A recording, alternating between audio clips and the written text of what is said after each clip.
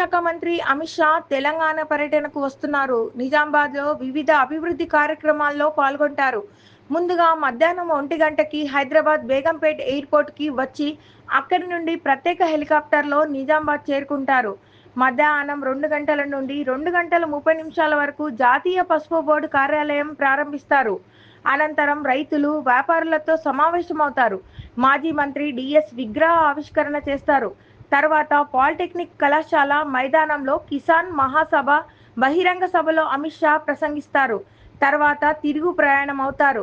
అమిత్ షా రాకతో కేంద్ర పోలీసుల బలగాలు, రాష్ట్ర పోలీసులు భారీ బందోబస్తు ఏర్పాట్లు చేశారు.